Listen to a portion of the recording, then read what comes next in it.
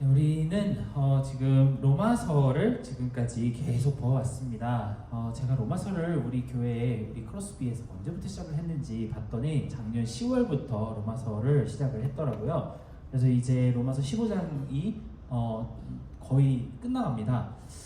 사실상으로는 오늘 말씀이 로마서의 마지막 말씀입니다. 왜냐면 16장이 있습니다만 16장에는 어떤 사람에게 문안 인사합니다, 저런 사람에게 문안 인사합니다, 뭐 보내주셔서 감사합니다, 저도 당신들에게 평안을 보냅니다, 이런 식으로 인사를 하는 내용들이 많기 때문에 사실상 오늘 말씀이 로마서를 마무리하는 말씀입니다.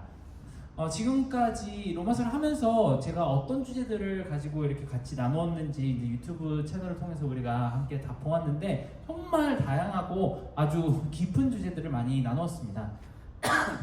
뭐 신학적으로 하나님이 어떤 분이신지, 우리가 얼마나 큰 죄인인데 그런 우리를 얼마나 하나님이 사랑하시는지에 대해서도 많이 나눴습니다. 그리고 그냥 그런 주제들만 나눈 것이 아니고 우리는 얼마나 그러면은 하나님을 사랑할 수 있고 하나님을 신뢰할 수 있고 하나님을 따라갈 수 있는지, 그런 삶에 대한 주제들도 많이 실천적으로 다뤘던 것 같습니다.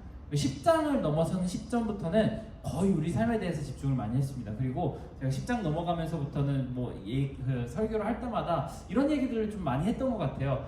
저 여러분 정말 제가 오늘 이 주제에 대해서 설교하기에는 너무 저도 부족한 사람이라서 너무 힘들었던 주제입니다, 이런 이야기를 되게 많이 했던 것 같고요. 그 이야기가 끝나고, 설교가 끝나고 우리 함께 모임을 할 때에도 제가 죄인입니다 라고 다들 제가 잘못했습니다 이렇게 고백을 하는 그런 주제들이 되게 많이 나왔던 것 같습니다. 오늘 본문을 이렇게 읽으면서 사도 바울은 이제까지 한 4주, 5주 동안에 해당하는 그런 본문 동안에 우리는 하나로 화합을 해야 하고, 우리가 서로를 판단하지 않고 서로를 어떻게 아껴줄 수 있는지, 사랑해줄 수 있는지, 그런 부분에 대해서 이야기를 썼습니다만 갑자기 오늘은 조금 주제가 확 바뀝니다. 그리고 왜 이 시점에 사도 바울이 이것을 썼는지, 이 안에 담긴 의미와 심정이 무엇일지 고민을 하게 되는 그런 부분이 나오는 것이죠. 갑자기 사도 바울이 자랑을 합니다. 여러분, 제가 지금까지 쓴 내용들은 여러분에게 뭔가를 기억나게, 복음을 기억나게 하기 위해서입니다 라고 하고 나서는, 저는 이 복음을 위해서 열심히 복음을 전달하는 일을 했고, 예루살렘에서 일루리곤까지 정말 복음을 풀리 충만하게 전했습니다라고 얘기합니다. 예루살렘에서 일루리곤은 진짜 퀸즈에서 맨하탄처럼 가까운 거리도 아니에요. 거의 1000km가 넘습니다. 900마일이 넘는 그 거리를 다니면서 자기는 그 사이에 있는 모든 도시들이, 그 사이에 있는 모든 사람들이 복음을 듣게 했고 복음으로 충만하게 했다고 갑자기 자기 자랑을 하기 시작을 합니다. 그러면서 왜 교회씬에서는 제가 정말 엄청난 일을 겪었습니다 그래놓고서는 늘 하는 이야기 있죠. 하나님이 다 하셨습니다 라고 말을 하고 이야기가 오늘 진행이 됩니다. 왜 이 내용을 썼을까요? 사도 바울이 정말 자기 자랑을 하려고 이 내용을 썼을까요? 이 1000km가 넘는 이 긴 거리를 돌아다니면서 내가 정말 한 일에 대해서 로마서를 읽는 사람들에게 정말 자랑을 하고 싶어서 그랬을까요? 그렇지는 않을 거예요. 그렇죠? 그런데 16절에 쓴 표현 하나가 우리의 어텐션을 사실은 자극합니다. 자기는 일꾼으로서 이 직무를 수행하게 했다는 것이죠. 자기의 소명이었고, 자기를 부른 어떤 분이, 그러니까 하나님이라는 분이 자신에게 이 일을 하게 하셨다. 그러려고 그 사람을 이렇게 너 이리 나와, 그리고 리크루트를 해서 그 일을 하게 부르셨다라는 이야기를 하는 것입니다. 참 바울은 어떻게 보면 특이한 사람입니다. 다른 12명의 사도들처럼 예수님과 함께 다니면서 3년 동안 이것저것 배우거나 아니면 넌 무슨 사역을 해야 된다라고 들은 사람이 아니에요. 다른 사도들은 다 그렇게 했는데 사도 바울만은 그렇지가 않습니다. 그리고 예수님을 영접하기 전에 그 사람이 어떤 사람이었는지를 보면은 정말 하나님과 반대되는 삶을 살았던 사람입니다. 심지어는 그것이 하나님을 기쁘게 하는 일인 줄 알고 그리스도인들을 잡아서 죽이는 일을 했었습니다. 이런 두 가지 일만 봐도 여러분은 이 사람은, 이 바울이라는 사람은 내 지금 이 사역이, 내 부르심이 이것이다라고 확신하기 좀 어려운 사람이었을지도 모르겠습니다. 예수님한테 직접 너는 가서 제자 삼으라라는 말을 들은 것도 아니고, 내가 열심으로 하나님 섬기겠다고 그렇게 예수님이 하나님의 아들이라고 하는 못된 것들 잡아 죽이다 보니까 결국 알게 된 것은 나는 하나님을 대적해서 싸우고 있었던 사람이라는 것을 깨닫게 된 것뿐이죠. 그런데 나는 지금 새로운 하나의 태스크, 새로운 하나의 어떤 목적을 갖게 됐는데, 그 목적이 맞는 목적인지 아닌 목적인지 어떻게 확신을 할 수 있을까요?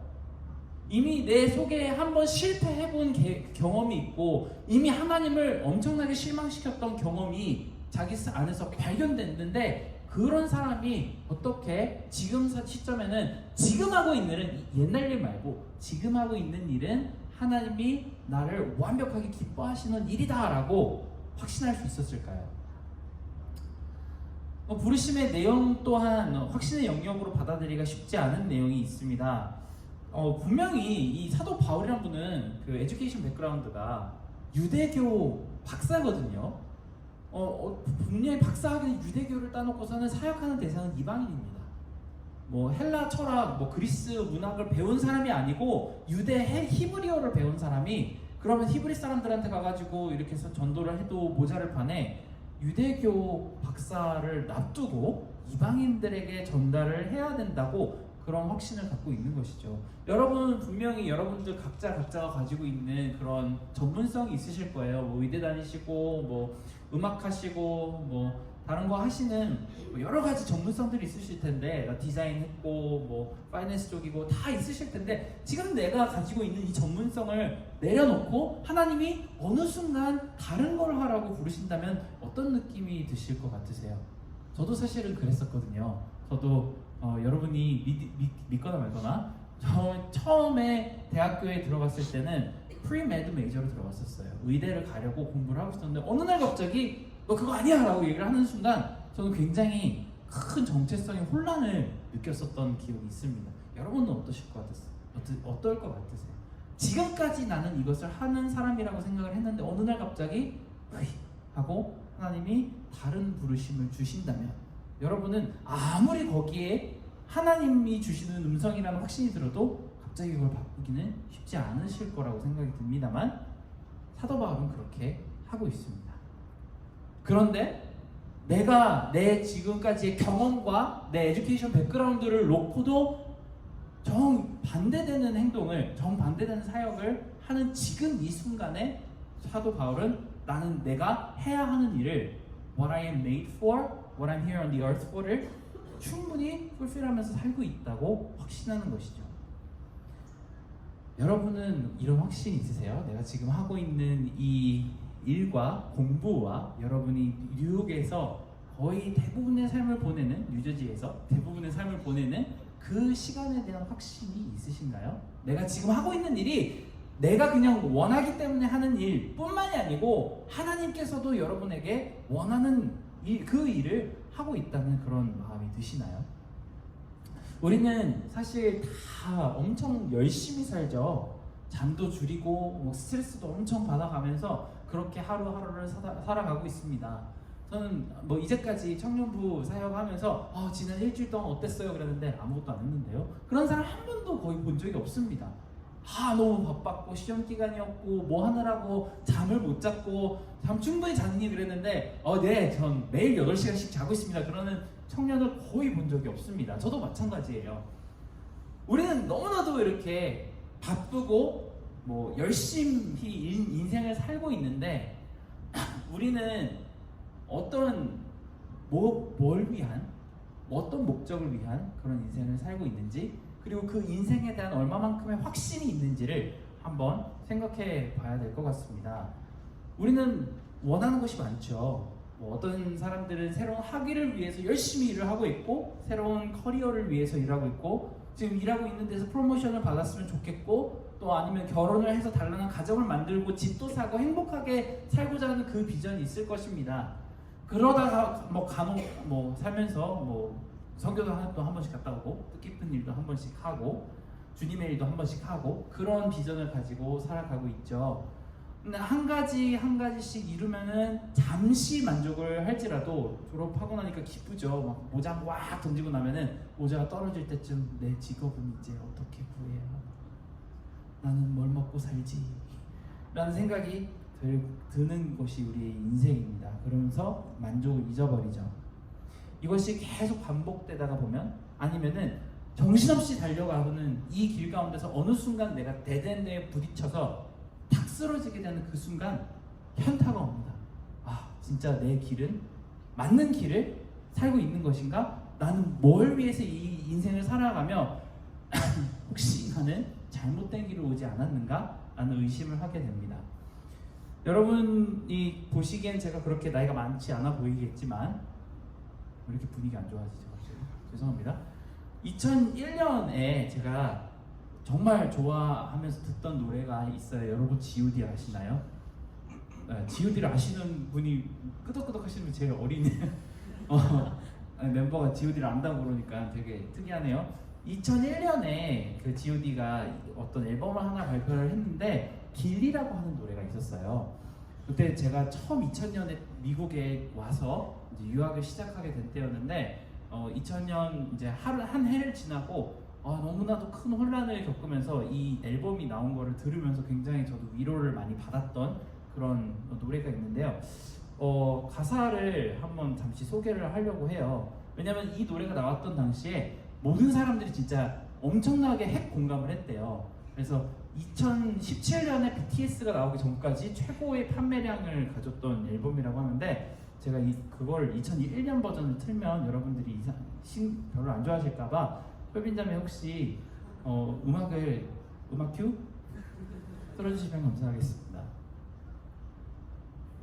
가급적이면 화면도 좀 보여주시면 감사하겠어요.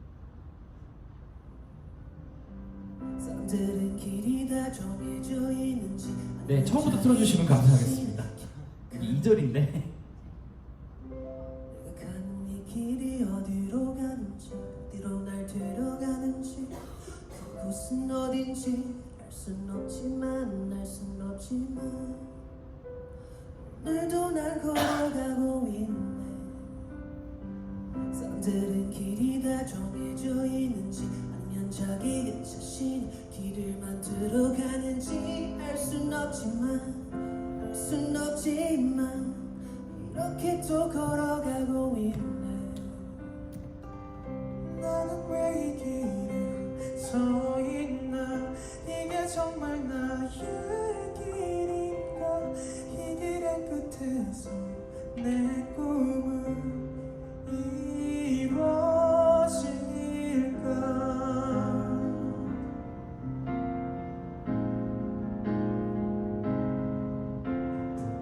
무엇이 내게 정말 기쁨을 주는지 돈인지 명인지 아니면 내가 사랑하는 사람들인지 알고 싶지만 아직도 답을 내릴 수 없네.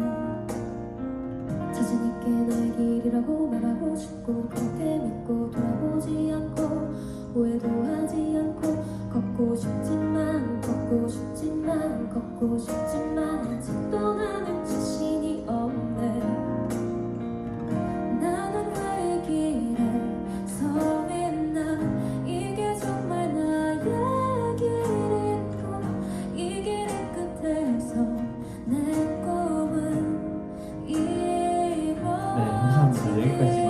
또 이게 끝까지 듣다 보면은 예배 시간이 한없이 기다려질 것 같아서.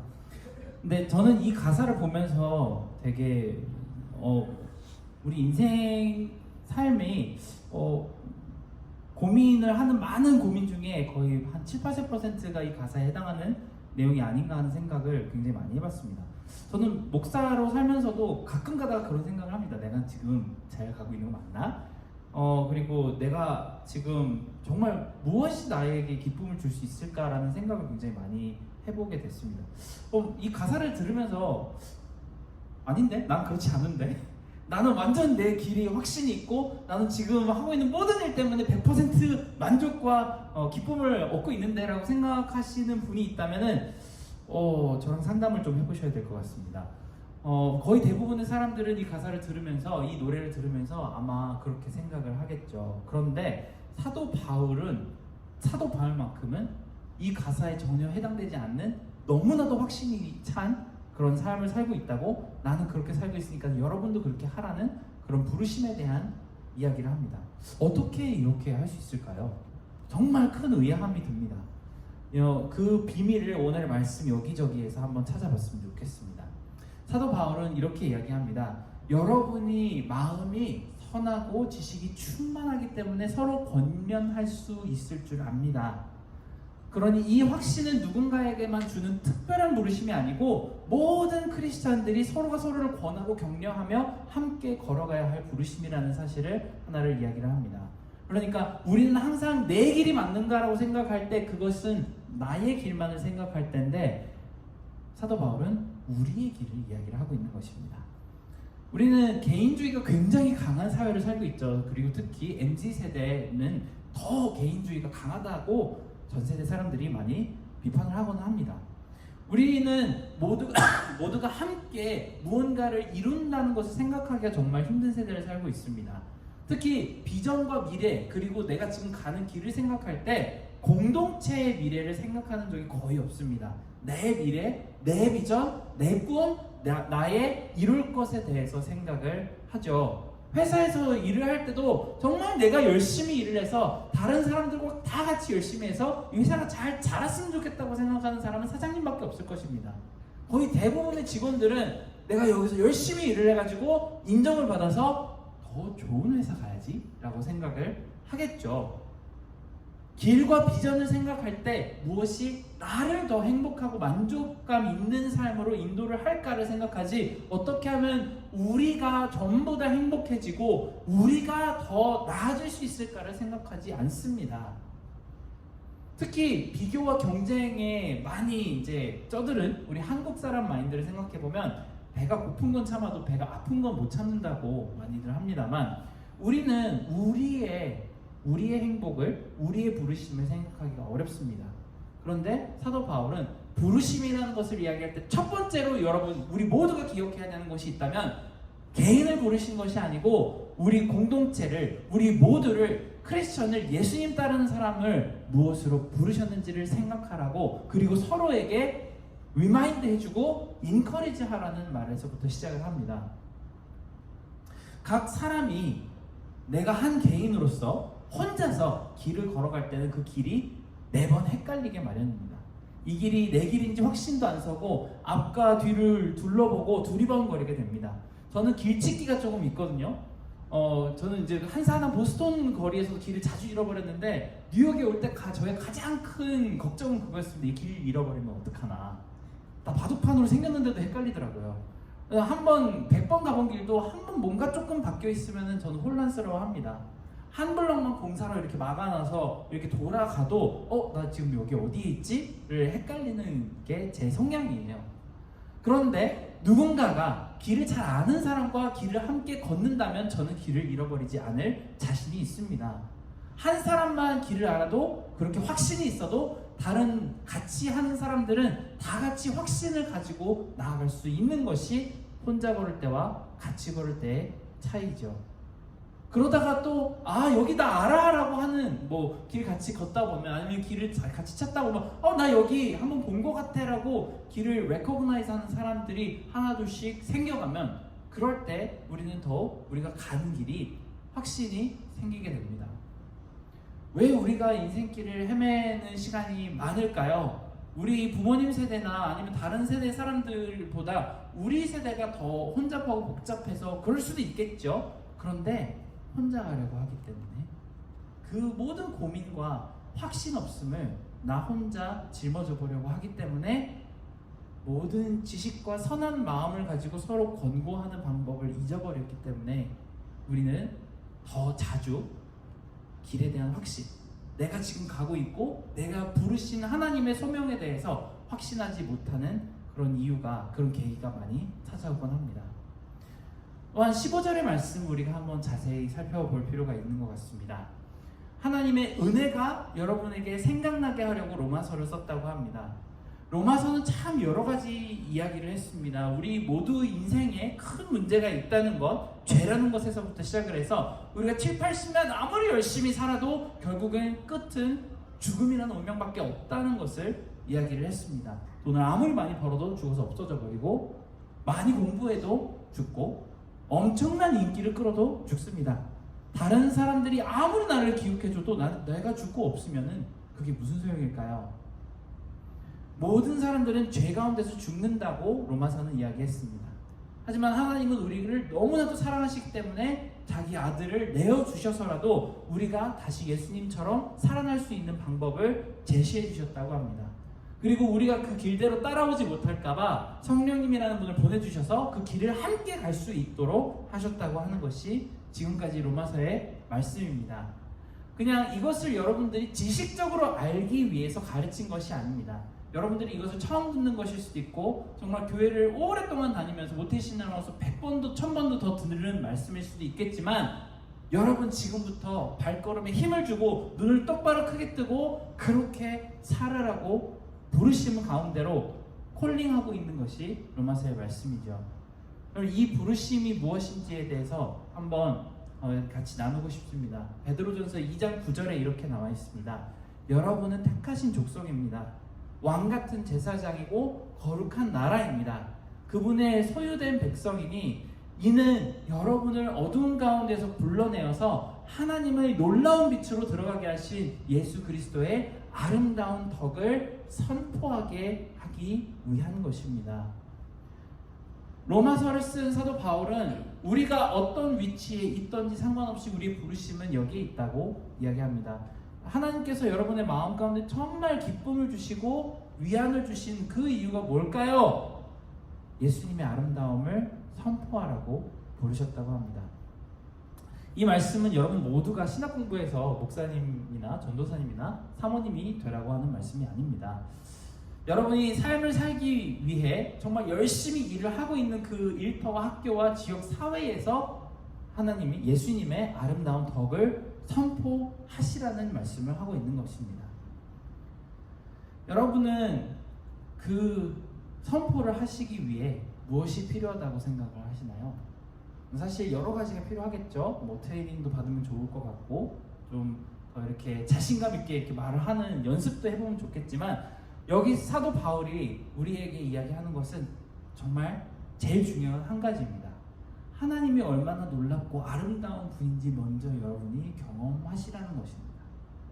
정말 우리 부모님 세대들이 너 진짜 교회 가야 돼, 교회 가야 돼 라고 말만 하셨지만 그것이 뚜렷하게 무엇인지 이야기를 해주시지 않았다면, 개인적으로 하나님이 얼마나 우리에게 아름답고 좋으신 분인지 먼저 경험하라고 합니다.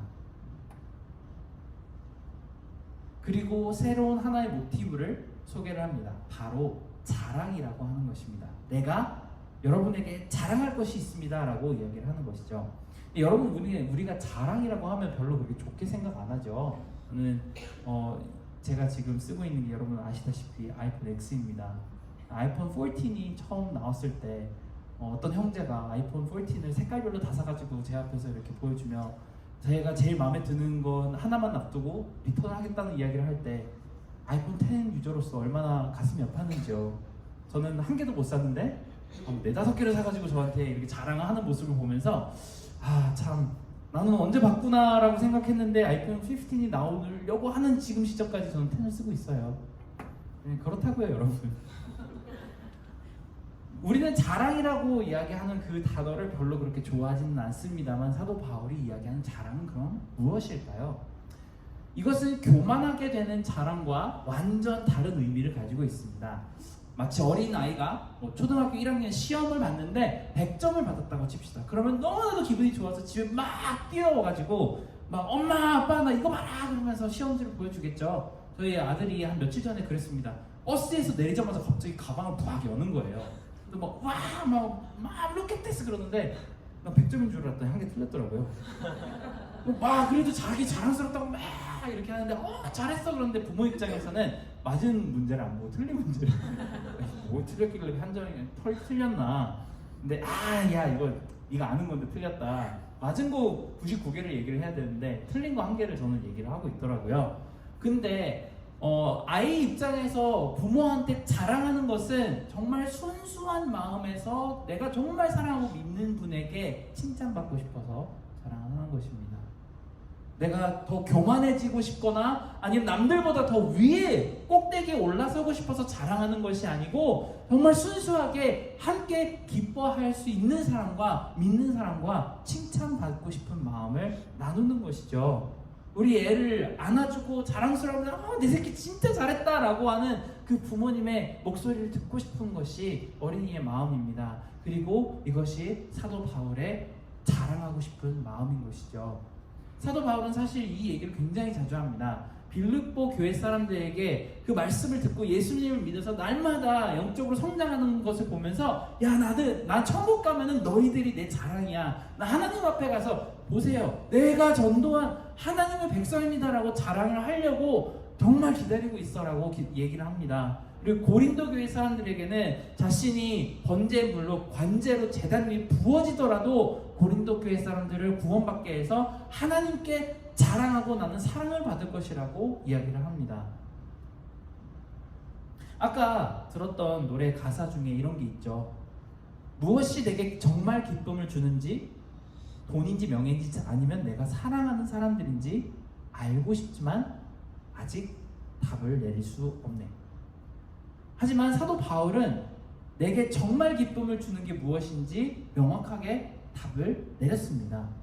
내가 하나님한테 자랑을 할 때 하나님께서 주시는 칭찬이 나를 기쁘게 할 수 있다고 확신한다고 이야기합니다. 그렇기 때문에 지금 내가 어떤 고생과 위협과 모함과 힘든 일을 겪더라도 다 아무렇지 않다고 확신 있게 이야기를 하는 것이죠. 여러분은 지금 어떠세요? 지금 만약에 하나님 앞에 딱 선다면 여러분은 무엇을 가지고 하나님 앞에 아빠 하면서 자랑할 수 있을까요? 분명 우리는 무언가를 자랑한다면 하나님께서 호응을 어떻게 해주실지 대충 그리고 있을 것입니다. 뭐 예를 들어서 아까 그 어린애가 100점 받은 시험지가 아니고 정말 엉뚱한 거, 엄마 나 길에서 지갑 주워가지고 맛있는 거 사 먹었다 그러면 엄마가 어떻게 반응을 해줄까요? 이 나쁜 놈? 만약에 나 뜨거운 물에 손 집어넣었는데 안 얼었다 그러고 막 피 철철 흘리는 손을 가지고 오면은 뭐라고 그래야 되죠? 멍청이라고 얘기를 해야 되나요? 오히려 혼만 나겠죠. 하나님 앞에서도 마찬가지입니다. 주님, 저는 떼돈을 벌었습니다. 정말 열심히 일해서 세계 최고의 갑부가 되었습니다라고 하면 하나님께서 우리를 칭찬하실까요? 혼만 날 것 같습니다. 저 인스타그램 팔로워 10만 명 모았습니다. 주님이라고 하면 하나님 어이구 내 새끼 잘했다라고 해주실까요? 그럴 리가요. 예수님께서 말씀하시듯 한 부자가 창고에 가득히 재산을 모아놨다고 흡족해 하면서 이제 잠에 들 때 하나님께서 꿈에서 이렇게 말씀하신다고 합니다. 오늘은 네 인생 끝? 네 창고에 있는 거 다 남의 거 확정? 이렇게 얘기하시는 말씀이 있죠. 근데 그게 무슨 소용이 됐을까요? 정작 우리는 무엇을 가지고 하나님 앞에 자랑할 수 있을까요? 아버지께서 나에게 이 earth에서 주신 몇십 년의 시간 동안 저는 이거를 했어요. 잘했죠? 라고 얘기를 할 수 있는 게 뭐가 있을까요? 우리 사실 아무리 청년부라고 하고 지금까지 산 날보다 지금부터 살아야 할 날이 조금 더 많은 지금 우리의 시점에서 생각을 해봐도 적어도 어느 것 정도는 하나님 앞에서 하나님 저 이런 것 했어요. 잘했죠? 라고 자랑할 만한 것이 있어야 하지 않을까요? 사도 바울은 그런 부르심에 대해서 복잡하게 생각하면서 이야기하지 않습니다. 뭐 어디 아프리카를 가라, 아니면 중동을 가라, 아니면은 북한을 가라 이런 식으로 이야기를 하면서 여러분이 그것이 여러분의 길이라고 이야기하지 않습니다. 여러분이 뭐 자매분이시라면 지금부터 신학생을 잡아라 라고 이야기를 하시지 않습니다. 갑자기 빵 터져서 웃으시는 자매가 하나 있는데 자네 그 길을 가려는지 한번 잘 생각해 보시고요. 형제들이라고 다 신학교 가가지고 이제부터 목사의 준비를 하라라고 하시지 않습니다. 하지만 여러분이 인생이 이렇게 다 흘러가면서 하루하루를 살아가면서도 그렇고 또 마지막 날에 이거 하나님 아버지 앞에 자랑할 거 있어요 라고 하는 그런 삶을 사는 것으로 부르셨다고 이야기를 합니다. 여러분, 우리는 지금 이 순간 무슨 이유가 되었든지 뉴욕 땅에 살고 있습니다. 그리고 지금 2023년의 시기를 살아가고 있죠. 굉장히 어렵고 복잡한 것들이 많이 돌아가는 인류가 최초로 겪어보는 것들이 참 많은 그런 시대를 살고 있습니다. 오늘 아침에도 지하철에서 본 기사인데 140만 년 만에 지구가 제일 뜨겁다고 합니다. 140, 그럼 우리는 hottest earth를 경험하는 최초의 인류가 되는 거겠죠. 그런 삶을 우리가 살아가면서 우리 역시 이 길을 걸어가는 것이 참 복잡하고 어려울 때가 있습니다. 지금 내가 살아가고 있는 이 방식이 맞는 것인지, 내가 쓰고 있는 이 시간이 정말 가치 있고 나를 완전히 기쁘게 해줄 수 있는지 확신할 수 있는 것이 아무것도 없죠. 그런데 그런 길을 덜 헤맬 수 있도록 서로 도울 수 있는 공동체가 함께 그 부르심을 가지고 가라고 합니다. 내가 혼자 갈 때는 헷갈려서 잃어버릴 수밖에 없는 길이 있다면 다 같이 걸어가라고 합니다. 물론 다 같은 직업을 가지라는 얘기는 아닙니다. 근데 그 자리에 서서 내 삶을 나눴을 때 그것이 옳은 길인지 아닌 길인지 서로를 위해서 기도해주고 서로를 위해 조언해줄 수 있는 그런 능력은 충분히 우리 가운데 있다라고 이야기를 하는 것이죠. 그리고 마지막 날에 여러분이 진짜 하나님 앞에서 가슴 쭉 펴고 자랑할 수 있는 그런 칭찬받을 만한 무언가를 여러분들이 고민하고 이루어가시는 하루하루의 삶을 살아가시기 바랍니다. 지금 오는 이제 새로운 한 주 동안에도 굉장히 날씨가 많이 더울 거라고 합니다. 지난 한 주도 끔찍했는데 여러분 다음 한 주도 끔찍할 것이라고 합니다. 습도도 높고 온도도 높고 어떻게 살려는 건지 잘 모르겠지만 우리가 함께 이 삶을 살아가면서 우리가 경험하는 이것들을 통해서 하나님께서 기쁘게 하실 만한 것이 무엇이 있는지 함께 찾아가 봤으면 좋겠습니다. 우리가 함께 찬양 한 곡 하고 기도를 했으면 좋겠는데요. 방금 우리가 불렀던 이 찬양 중에서 부르신 곳에서라는 찬양 함께 불러봤으면 좋겠습니다.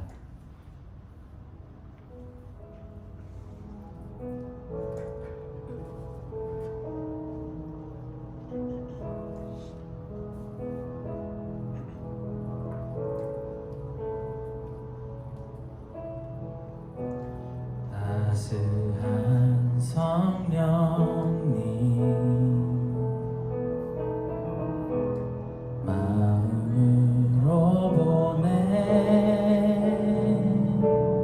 내 몸을 감싸며 주어지는 평안 만족함을 느끼네 사랑과 진리에 한 줄기 빛 보내 내 몸을 감싸며 주어지는 평안 그 사랑을 느끼네 부르신 곳에서 나는 예배하네 어떤 상황에도 나는 예배하네 부르신 곳에서 나는 예배하네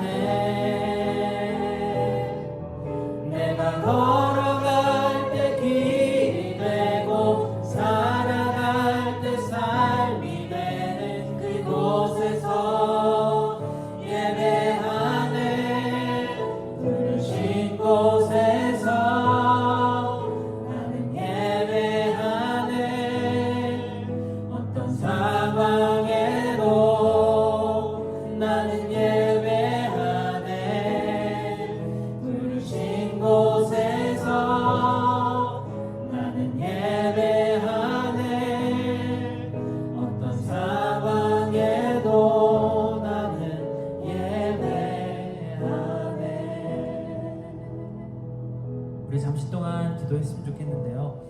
우리가 삶을 하루하루를 살아가는 동안에 내가 정말 맞는 길을 걷고 있을지, 아니면은 데드엔드에 우리가 부딪혀서 막다른 골목에 우리가 막혀서 더 이상 한 걸음도 떼기 힘든 그때에 내가 정말 지금까지 걸어온 길이 맞는 길인가를 고민할 필요가 없습니다.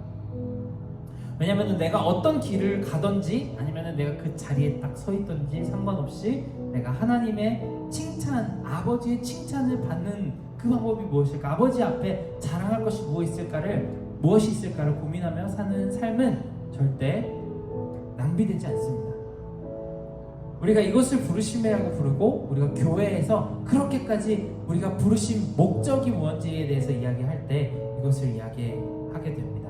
그럼 지금까지의 나의 삶은 어떤 길을 걸어왔으며, 이제로부터 내일 월요일에서부터 나는 어떻게 이 길을 살아갈 때 정말 세상 사람들은 아무 곳으로도 내가 기쁨을 얻을 수 있을지 확신할 수 없다고 할 때에 성경책은, 하나님의 말씀은 이것만 하면 기쁨을 확신할 수 있다라고 하는 그것을 어떻게 이루며 살아갈 수 있을지 함께 묵상 가운데로 나아가며 하나님께 여쭤보는 그런 기도를 하도록 하겠습니다. 함께 기도하겠습니다.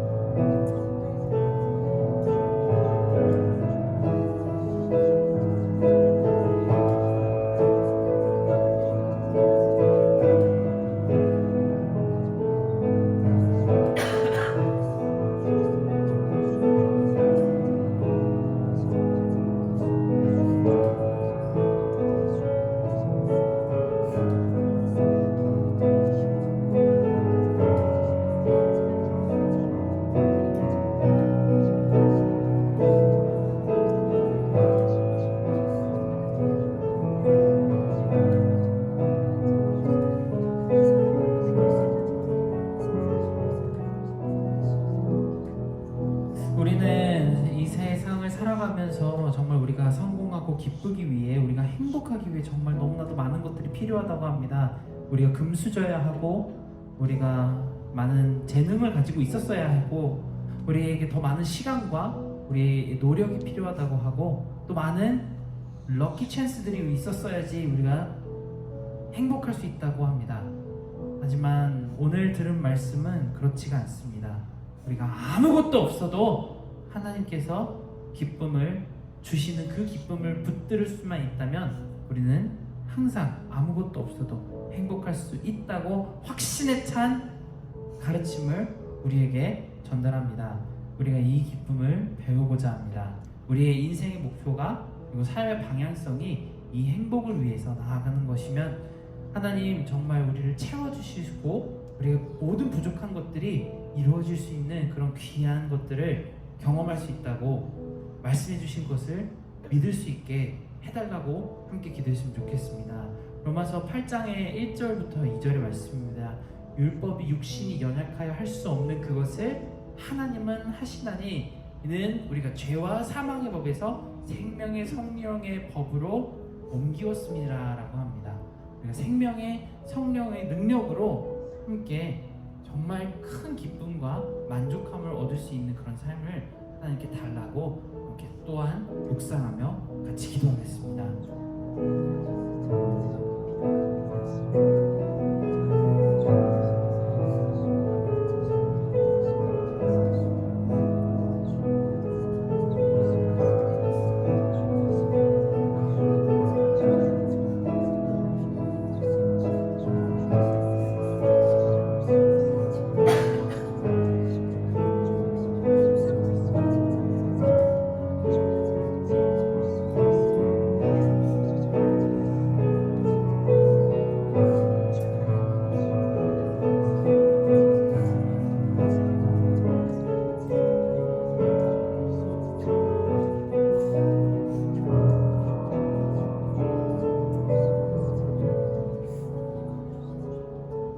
사랑하는 하나님 아버지, 우리 삶 가운데 정말 우리가 헤매고 부딪혀서 넘어지고 쓰러지고 이것이 정말 내가 잘 가고 있는 것인지 확신하지 못하는 그 모든 순간 가운데 사실 우리가 우리의 직업적인, 우리의 커리어적인 아니면 삶적인 부분으로 확신하지 못하는 것은 하나님께는 그다지 큰 문제가 되지 않음을 우리가 다시 한번 깨닫고 안심하고 평안을 얻을 수 있게 되기를 원합니다.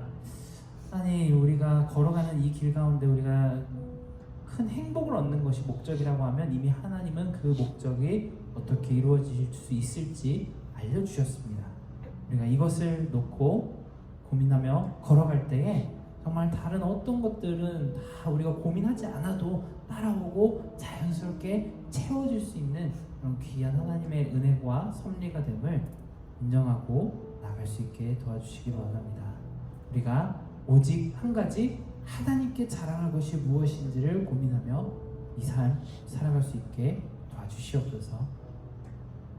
이제는 우리 주 예수 그리스도의 은혜와 하나님의 사랑과 성령님의 감화 감동 교통하시는 역사가 날마다 하나님께 무엇을 자랑할 수 있을지, 무엇을 더 칭찬받을 수 있을지를 고민하며 행복하게 살기를 작정하는 우리 크로스비의 모든 사람들의 머리머리 위에 이제로부터 영원토록 함께 있을지어다. 아멘.